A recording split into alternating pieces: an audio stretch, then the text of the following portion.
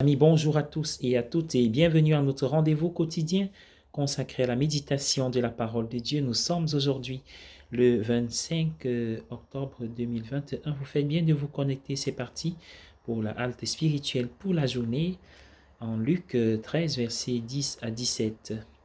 Installez-vous bien. Comment réagissons-nous à l'activité inattendue de Dieu parmi nous? Dans l'évangile d'aujourd'hui, Jésus a libéré une femme d'une condition physique qui l'a laissée courber.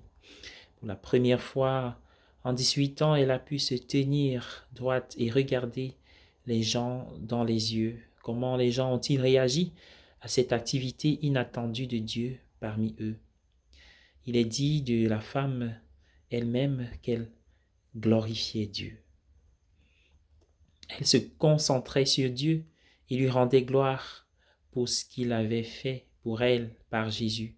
Dans la dernière ligne de l'Évangile, nous lisons que tout le peuple était dans la joie de tous les prodiges qu'il, c'est-à-dire Jésus, faisait. Ils se sont réjouis de cette activité inattendue de Dieu parmi eux. Cependant, contrairement à la femme et à tout le peuple, il est dit du fonctionnaire de la synagogue qu'il était indigné parce que Jésus guérissait le jour du sabbat. Dans son indignation, il a dit aux gens de ne pas venir se faire guérir le jour du sabbat. Il y avait 6 autres jours où il pouvait venir se faire guérir selon lui. Quelle réaction très différente de celle de la femme et de tout le peuple.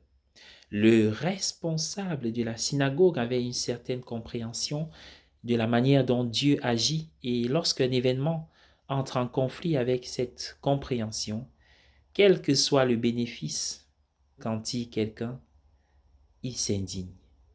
Son Dieu était trop petit et face au vrai Dieu présent et actif en Jésus, il a résisté avec une grande force émotionnelle. Il peut y avoir quelque chose du fonctionnaire de synagogue en nous tous.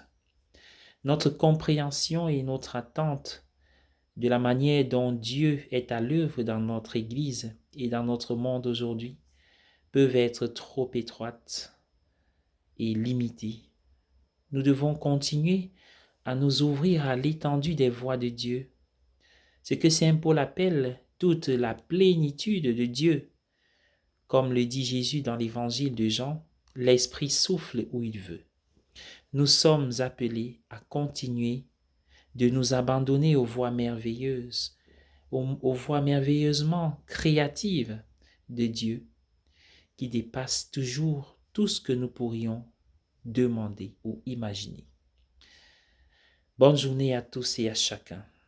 Chantons ensemble l'Ave Maria. Je vous salue, Marie, comblée de grâce. Le Seigneur est avec vous. Vous êtes bénie entre toutes les femmes, et Jésus, votre enfant, est béni. Sainte Marie, Mère de Dieu, priez pour nous, pauvres pécheurs, maintenant et à l'heure de la mort. Amen, Amen, Alléluia. Soyez bénis.